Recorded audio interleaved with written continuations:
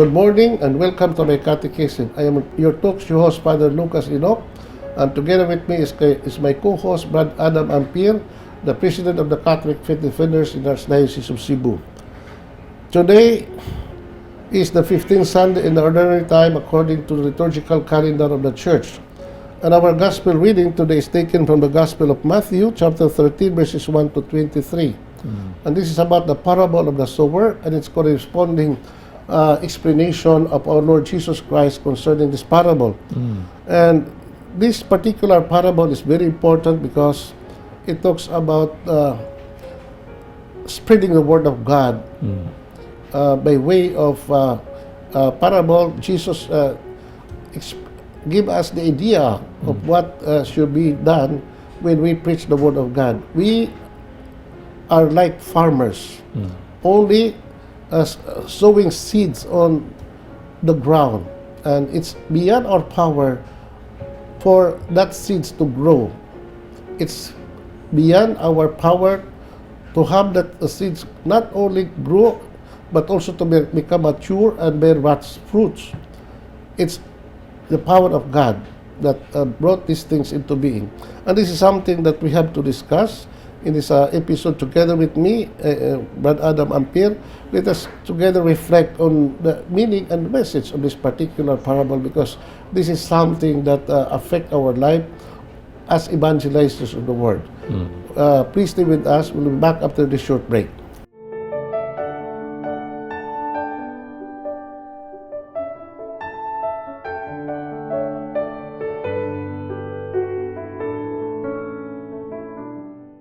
Thank you for staying with us, Brad Adam. Yan na ta sa napulog 5 ka Domingo sunod sa tuig sa ordinaryo nga panahon sa itong simbahan. Itawag din ordinaryo, but we have to discuss this term ordinary. Why it's ordinary? Ordinary time. Because in the liturgical calendar of the Church, we have different seasons.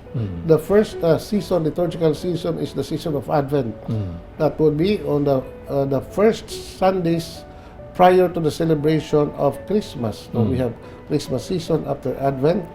Then it would be interrupted by 9 weeks. Ang itawag nato og ordinary time before the celebration of the season of Lent, beginning with Ash Wednesday. And it will be culminated that season on what you call Holy Thursday, na beginning of what you call Easter Vigil, yan na magsugod na ang itawag na itong Easter season, and this Easter season would last mga 40 ka adlaw, and then after that, especially when we celebrate the feast of the Holy Trinity, mao na nga magsugod na ang itawag ordinary time until the celebration of Christ, the feast of Christ the King. Unya, kanong gitawag di ordinary time? It's because there is no special event or celebration or feast or solemnities nga atong sa ulugon. Although there are solemnities na mga panahon na, but that tawag na itong scattered solemnities, but it's not does not belong to a specific liturgical season within the ordinary time. Ang atong punto din gitawag ng ordinary time because the whole year, the whole liturgical season will reflect on the life and ministry of our Lord while He was still on earth. And then in this season gitawag nato ordinary, atong gi-reflect ang tanan nga mga buhat tong Ginoo gikan sa iyang public ministry, and it would be culminated pinaagi sa iyang pagpasakit o pagkabanhaw. So there is no big celebration within this time. So that's why the color of our liturgy during this period, nitawag na itong ordinary, is green. So what do you mean by green? What is so special about green? No, green is a symbol for life. Sama nga ang kalibutan na blooming with plants, and flowers, so much green. It symbolizes life, on earth. So ining mga panahon sa ordinary times sa simbahan, we try to live the ordinariness of our human life, full of joy, full of vigor in living our Christian life and in spreading the Word of God. No, ining panahon na, so what a special event or what a mga special season nga itong isaulog, unlike other seasons atong simbahan. Like that of Lent, like that of Advent, Christmas season, and of Easter. May kinataas na diri, no? Taas na mga almost mga 6 months tingali ang duration, meaning ordinary time sa atong simbahan. So, hinaot nga in this period, no, nga ordinary ang gitawag ordinary time, we should not relax atong spirituality. We should not relax, no, sa atong buhat sa apostolado. Whether it's ordinary time or special time sa simbahan, we have to be vigilant, and not only vigilant but more active and alive in our work of apostolate and in living our Christian life to the full. Brother Adam. Mo na di sakto na di kay mo na ba yung pinakataas nga period sa atong liturgical year. So ang pag-relax ug minta nga it is very ordinary for us to live like sama rin sa ubang mga tao, but in the teachings of the church we have always to prepare ourselves, and preparing ourselves mo na kinahanglan gyud ta nga naagid ta na kanunay sa in the state of grace. Otherwise anytime wanang atong tagsa-tagsa ka kinabuhi mo wag tang tarere, at least we are ready kay mao man nagingon sa atong Ginoo in the Gospel of St. Luke chapter 12 verse 40. You have to prepare yourselves. You know, the term ordinary is something that we also have to reflect. Nga naman, because Christianity should believe in the ordinariness of our life. What do I mean by that? That we can be holy by just living the normal, human, ordinary situation of our life. Nga naman, we don't have to experience extraordinary things atong kinabuhi.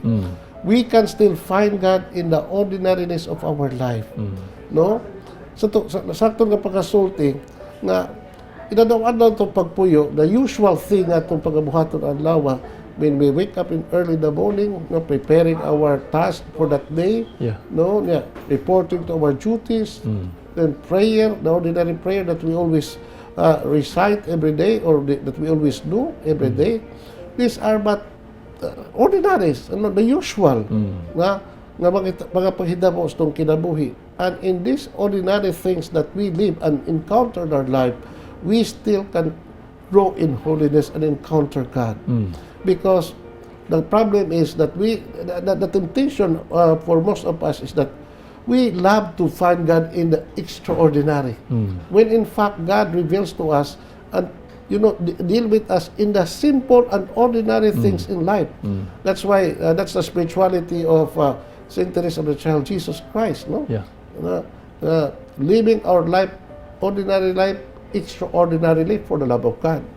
So bisag unsa ka ordinary, bisag unsa ka simple, bisag unsa ka matawag nato nga idadlaw-adlaw nato nga ato mga buluhaton, no? If we do it, normally sa atong kinabuhi, with so much diligence atong pagpuyo and with so much love for the Lord, that would be a major source of our holiness. Pero kanang ordinary di nga pagpuyo, sagulan po nato og paningkamot diha sa pagpuyo sa pulong sa Ginoo. Kay San Pablo sa Filipos 2:12, work out your salvation with fear and trembling. Sa pa aduna gi pagpaningkamot ato, in fact ato Ginoo Kristo ingon siya, if you want to follow me, you have to take up your cross daily. Sa pa nagi pagpaningkamot ato diri. Kay angat kasagaran sa tuang ordinary nga pagpuyo, murag baliwa lang gyud, including sa di na ganito simba sahay. Kanang really the ordinary brad, no? Kanang when we talk about to live the ordinary life nato, wala pasabot nga kanang we have to fall into temptation of doing nothing, no? Kanang gitawag sloth, that is a sin, brad, no? Yeah. wala tay kadasig sa pagpuyo ng kalibutan na iba't itong katapol sa pagbuhat o sa ingay buhato na ito ng adlaw na we lost the enthusiasm of doing things that we ought to do. That is not healthy. Apil na sa 7 cardinal sin, Padre, sa kanang sloth. Ordinary thing is not bad. Ordinary thing is something very, very, very beautiful in our life. Because again, ang Ginoo deal with us not in the extraordinary thing, but in most cases, I would say 99% sa atong relasyon sa Ginoo happen in the ordinary events sa atong kasatag sa kinabuhi. That is why we should not be afraid o dili po nato i-set aside kini mga butanga nganuman kay bisan sa kalibutan, Brad, the events of the world, makita nato nga nature grows every day, every hour, every minute, and these are but natural, para nato ordinary. But beyond these ordinary things, we see the hand and the power of God working in the life of nature and also in our human life. So simple things, ordinary things can happen, and these are what we call miracles of nature and miracles of human life. Despite nga kini mga ordinary kay makita nato, usual things, simple things, but you see the hand of God guiding the course of human action and the course of our human history, which happen in most cases in the ordinary events in human life. Kanang paingon sa Ginoo diri nga prepare yourselves. Diha lang gyapon sa ordinary ways of yes, Brad, how to prepare ourselves to meet the Lord by simply doing our task. In the ordinary situation of our life. Ang ginawa mong demand nato mga extraordinary nga mga hitabo. Ang ipangayo sa Ginoo, do your work well and do it with the love of God. Amen. Simple, ordinary things would lead us to God and for the salvation of our souls and the sanctification of our life as Christians. Amen. And we'll be back after this short break. Please stay with us.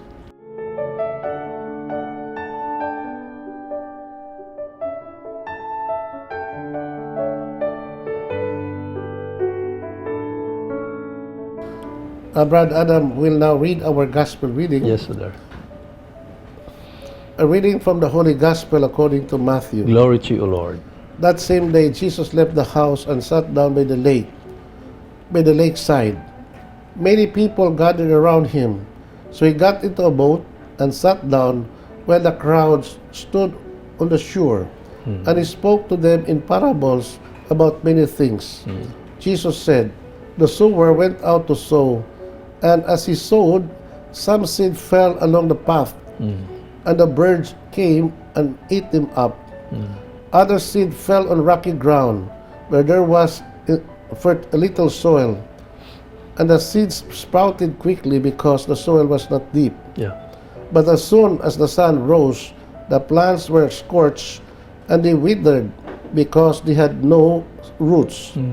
Again, other seeds fell among thistles, and the thistles grow and choke the plants. Still other seeds fell on a good soil and produced a crop, some 100-fold, others 60, and others 30. If you have ears, then hear." Then his disciples came to him and said, "Why do you speak to them in parables?" Jesus answered, "To you it has been given to know the secrets of the kingdom of heaven, but not to these people. For the one who has will be given more, and he will have in abundance. But the one who does not have will be deprived of even what he has. That is why I speak to them in parables, because they look and do not see, they hear but they do not listen or understand. In them the words of the prophets Isaiah are fulfilled. However much you hear, you do not understand. However much you see, you do not perceive. For the heart of these people had grown dull. Their ears hardly hear, and their eyes dare not see. If they were to see, their eyes hear with their ears and understand what their hearts. They would turn back and I would heal them. But blessed are your eyes because they see, and your ears because they hear. For I tell you, many prophets and righteous people have longed to see the things you see, but they did not see them, and to hear the things you hear, but they did not hear them. Now listen to the parables of the sower. When a person hears the message of the kingdom, but does not take it seriously, the devil comes and snatches away what was sown in his heart. This is the seed that fell along the footpaths. The seeds that fell on rocky ground stands for the one who hears the word and accepts it at once with joy. But such a person has no root and endures only for a while. No sooner is he harassed or persecuted because of the word than he gives up. The seed that fell among thistles is the one who hears the word, but then the worries of this life and the love of money choke the word, and it does not bear fruit. As for the seed that fell on ground soil, or good soil, it is the one who hears the word and understands it. This seed bears fruit and produces 100 or 60 or 30 times more. The gospel of the Lord. Praise to you, Lord Jesus Christ. So mani Brad Adam ang atong ebanghelyo, the parable of the sower, no? This is the account of Saint Matthew. Now we can also have this in another synoptic gospel, Mark and also Luke. Yeah. So this is what we call an agricultural parable. So Brad, Jesus was very good in storytelling. Yeah. And storytelling is a very effective mode of communication, Brad. And not only for communication, but also storytelling is a very effective means of teaching, especially for what you call beginners. Because people love to hear story, Brad. Amen. So, especially if stories would touch your life and you can connect that story with your own life kana makahatag kay na nimo og what you call libog aton dako kay nag-impact nimo and because it speaks about you. Una Brad, naibaw ta katong Ginoo, he was very fond of telling parables. And what are parables, Brad? No? So many times in this program of ours, we try to define parable in a very simple language, which I learned from my professor in the seminary when he defined parable as an earthly story with heavenly meaning. So usa ka na kasugilanon na may tabo sa kalibutan apan nagdala og lagitong pagtulunan. So parables communicated to us supernatural message from our Lord. There is deep in theology in parables that Jesus taught. And mind you, Brad, kining mga parables na gisulti sa Ginoo dili di mugna sa una-una. No? Di wa to magmugna atong Ginoo sugilanon. Kundi these events that he mentioned, these stories that he told to the people are actually events that happen in human life, in the ordinary, speaking about ordinary, in the ordinary human situation and in the ordinary human labor, Brad, nahitabo kini mahitabo ang isgutan sa Ginoo nga parable. No, Brad, atong Ginoo, he's very keen in observing human life and human situation. Now, and he is very also very bayo kay siya nga mo analyze ang audience, Brad. So when Jesus talked to the people, and most of them were fishermen, doon na po siya parable of the kingdom about fishing. Correct. The kingdom of heaven is like a man fishing on the shore, on the sea, the dragnet. These are what we call parables for fishermen. So when Jesus could have an audience which kadaghanan sa mga audience are farmers, he would also talk about parables concerning farmers, like our gospel reading. When Jesus talks about people who are, mga makasasala. Yeah. So he could always use a parable for sinners, like parable of the prodigal son, Yeah. the parable of the lost sheep, the parable of the lost coin, etc. So dili lang na imagination niya padre. Dili na tinuod Tinuod, ng yeah. mga paghitabo. Yeah, Dili na imagination itong Ginoo. Yeah, Kato, for example, itong Yeah. parable of prodigal son, there was really Oh. a son who happened to be a lost son. Yeah. And there was really a father Yeah. na nangita, na nagpaabot siyang anak. It happened in real human situation, brad. Yeah. In actual human life. Mo na nga, kining mao parable, very, very, very touching kayo sa mga audience itong. In fact, parables in the gospel, wa gini mawagtang ang iyang relevance, the message and the relevance of all the stories that Jesus presented in the gospels, never lost its relevance in our life. Yang mga tao nang minaw diri kay mura po sila wag kasabot sa Maka-connect sila din parable. Yeah. Pero there are parable gituyos Ginoo brad nga katong ang kasabot Ginoo katong na mahimo siya parables so that matod pa niya, so that they have eyes but they cannot see, so that they have ears but they could not hear. Yeah. Because he was talking about the mysteries of the kingdom, brad. Unya, kung ang Ginoo mohisgot about directly, about the kingdom, Yeah. he himself is the king, and he would establish the kingdom of heaven in this world. If he would not use a parable, brad, that statement of order will constitute an act of rebellion and an act of sedition. Nga naman, for a person to establish a kingdom of this world, Yeah. especially in the context of the Jewish society, Yeah. Yeah, Yeah. it could constitute a threat to the to the Roman power, Yeah, tong etc. Emperor. Yeah. Mao na nga, it was by way of parables that Jesus would teach the people aron nga he could communicate his message safely. Okay. Inana, brad. So that is something that we have to discuss more as we go on reflecting on our gospel reading after this short break. Please stay with us.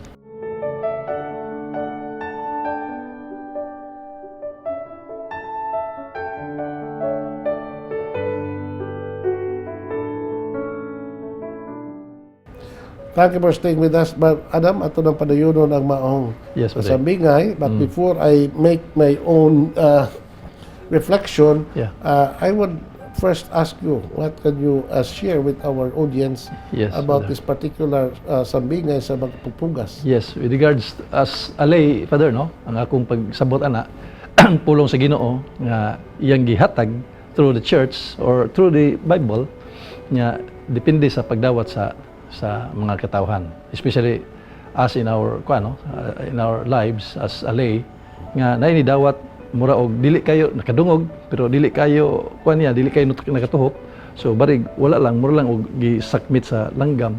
Pero napoy uban padre nga murag daw nahog sa kabatuan nga imong gidawat pero wa gyud wa gyud kuan siya sa dito sa tabunok nga yuta gumikan kay gamayng problema o wagtang siya sa pulong sa Ginoo. Og napoy uban diri nga diha gyud sa tabunok nga iya gidawat bisan og during the trials and sufferings nagyapon number one gyapon ang Ginoo diha niya. So mo na nga nilambo iyang spiritual life og mo giingon diha nga daghang ani siya sa kuan kini ni ang iyang tanom nga binhi. So, Okay. So before we discuss about the message of the parable, mas maayo brad nga atong i-identify kinsa kini mga what you call figures related to the story nga gipopos ng Ginoo. First, ito about parable of the sower. Yeah. Kinsa man ning magpupugas brad, it refers to God. the Lord, O kung unsa man ning binhi nga gipugas ang iyang pulong. the Word of God. Okay. Okay. Yeah. Unsa man tong mga nakalain-laing nga ground or soil nga midawat sa pulong Ginoo. Yeah. Mauni ang katawhan, Katawhan, ang okay. ilang kasing-kasing. So, ang uban binhi nahog ngadto sa mga agianan. Ang ubang binhi nahulog ngadto sa mga kabatuan. Ang ubang binhi nahulog ngadto sa mga sampinit. Sampinit. O dunay binhi nga nahog ngadto sa tabunok nga yuta. Okay. this particular type of soil, Brad, no? Pots, kanang barren soil or rocky ground, Yeah. or soil that is full of thistle or fertile soil.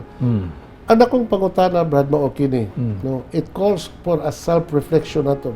Yeah. What type of soil do I have in my life? Unsa akong matanga sa pagka soil, Yeah. sa pagka yuta nga na kanako, especially what kind of heart that I have in this life nga midawat sa pulong sa Ginoo.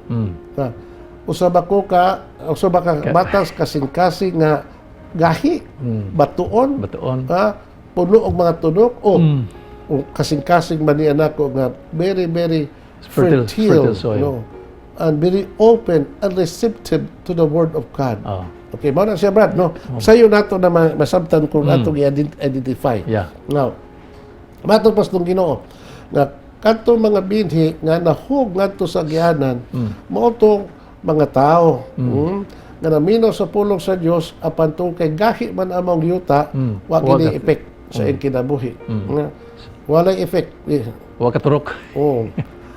Nya kadto mga binhi nga nahug ngadto sa mga batuon nga yuta, nga mao to nga mga tao nga gahi kay kasing-kasing, kay minawa sa pulos Ginoo, apan wa kini makatubo kay ngano man nga wala may igo nga moisture, wala may igo nga kanang soil nga mo-support sa bag-ong miturok nga binhi. So, mao nang klaseng mga tao, Brad, no? Unya kadtong mga binhi nga nahug kadto sa mga sampinit, mao to mga tao nga naminaw sa pulong sa Ginoo, bidawat siya mga pagtulunan, apan tungod sa daghang kaayo mga concerns kinabuhi ni kalibutan, daghang mga kabalaka, daghang mga nagkadaiyang mga problema sa kinabuhi, no? Mitubo man tod ang pulos Ginoo apan wa kini makalambo, mituok sa mga pulong, ug wa kini milambo siyang kinabuhi because of the concerns of this present life. Because some people are very materialistic, some people are so concerned about the things of this world that for them the Word of God and God Himself has no place for their lives. Na siya ba? Now, whereas kadto mga bini nga nahug sa tabunok kay yuta, no, mao ni ang mga tawo nga malipayon nga midawat sa pulos Ginoo, ug midawat niini nga puno ang kadasig ug puno sa pagtuo, ug nga tungod niini ang maong pulong nakaturok ug namunga kini og mga may bunga ug bungas ka santo sa iyang pagkatao, nga naman he or she is very open and receptive with to the Word of God, nga naka-change, naka-reform siyang kinabuhi, ug tungod ini nahimo siyang balaan nga matang sa mga tao. Amen. Now, again, going to the basic question, Brad, no, let us examine ourselves. What type of soil, unsa bang matanga sa soil ang akong kasing-kasing nga naminaw sa pulong sa Dios. Kaya nga naman, Brad, no, kano sa Ginoo, no, kita mga Kristiyanos, labi ito mga Katoliko din sa ato, we are not being starved with the Word of God. Di wa mata mapasmos pulos Ginoo ba? Kay naglilibutan ta sa mga we have so many churches around. We have the Bible. We have all the opportunities to listen to the Word of God. Amen. Pero nakong pangutana, unsa may epekto din sa imong kinabuhi? How did you respond to the message of God when it is being preached to you? Are you open? Are you receptive? Or are you what you call in opposition sa buong sa Ginoo? Are you hostile to the gospel? Mao na, Brad, dako kay tag mga sa gubangon nga mga attitude nga angay natong magtangon sa atong kinabuhi aron nga ang iyang binhi nga mao ang pulo nga gitisugdi sa atong kasing-kasing magbubungahon gayon. Nga naman kay lagi, Brad, no, sa akong ingon nimo, kanuis Ginoo, wa magita mapasmo sa pulong sa Ginoo. Buhong kay ta di. Buhong kay ta sa pulong sa Ginoo. Unlike some people in other parts of the world, Brad, no, nga the gospel, even the Bible, no, is not available. Yeah. Some parts of the world, Brad, no, even to carry a Bible is a Yeah. crime Yeah. in their society. No, to preach the Bible or to preach the Word of God openly in Yeah. some parts of the Bible constitutes what you call a crime Yeah. in that particular society. No, to in fact there are places in the world, Brad, na to just live your Christian life, no, Yeah. is very difficult, and Yeah. they are being persecuted on account of the Catholic and Yeah. Christian religion, Brad. Yeah. So, Mauna. Pero kita dili ka Luis Ginoo, Brad. kini nga to supposedly tabuno kay ta. Abot lang tabunok mata. No, doon tabunok mata nga matang sa Kata, yuta. yuta nga Kalois Ginoo, matag adlaw makadungog matas pulong Pulong Ginoo. yeah. Pareha din atong gihimo. Oh. Pila ni matag adlaw, Brad, no. In this particular program in social media, we try to make it no. Yeah. We try to have this particular program Yeah. so that we can contribute in the spreading of the seeds of the Word of God. Mo na nga ang akong reflection ni Brad kay kining atong programa is dedicated not only for catechesis but also for evangelization. Evangelization and catechesis would go hand in hand. Yeah. Pero ang akong pangutana, and even I pray to God, nadawat ba ka sa itong katawhan, Brad? No? I've been in this particular ministry, Brad, for the last several years. No? Ang akong pangutana, nakaabot ba ni sa ilang mga dunggan o sa ilang kasing-kasing? If ever, kining atong programa, which is the spreading the Word of God, Yeah. naka-touch ba ni sa ilang hunahuna o pagbati, Brad? Mao na nga, sometimes I'm afraid, I'm tempted to ask the Lord, no, if this particular program of ours, no, wa ni magbunga, o maayong bunga, ngadto sa katawhan, o wa nila madawat, no, what's the use of this program? No? You better end this program, pero hangtod karon, Brad, dayon pa ng program, no? Mao na nga. Pero kada Domingo di daghang maging mga tao po di. So nakakuan gina sila. I don't know. So, ang ato, Brad, mao ni nga, ang Ginoo, in other parts of the gospel, mao ni nga, it's beyond our power to let the Word of God grow. Yeah. No? Pareha sa usa ka mag-uuma, Brad, ang taas sa usa ka mag-uuma, mao na gyud ang pagsabot sa binhi. Pero ang pagpaturok, ano, ang pagpauwan, Iyan na sa Ginoo. iyan na sa Ginoo. Oh, dili. So, mao na nga I took this consolation. Well, Lord, no, my task, our task, Brad, is just to sow the Word. Mao na gyud as for the Word that we sow in the hearts and in the minds of our people, miturog o bibunga ba ang daghan? Yan na sa Ginoo. Yan na sa Ginoo. Conversion is coming from the Holy Spirit. Exacto. I believe in that. I 100% agree with that, Brad. No.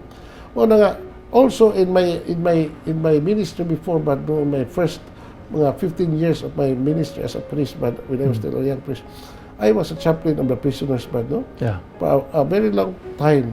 Yeah, tanaw na ko ba, there was a time na I felt so discouraged ko. Kini mga tao ni prisuhan, no, ako ning giwalihan. Matag Domingo, di lang ka matag Domingo, kundi almost every week, 2 times or 3 times a week, I have to come and visit these prisoners, say mass, you know, and giving them recollection or whatever, no.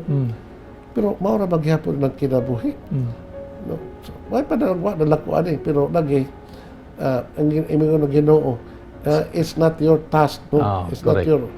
not your ability to comprehend whether the word that you have sown to these people nagbunga magdaghan. Leave that to me. Just do your part. Correct. That's do your part, and I will do the rest. Amen. Amen. So, mao po na, Brad, no? Our task as Christian, Brad, is not just to be recipient to the seed. The moment we have the seed in us and we have the seed grow and bear much fruit, ato po katugdanan ang pagsabwag. Amen. No? With the word that we receive, ato po din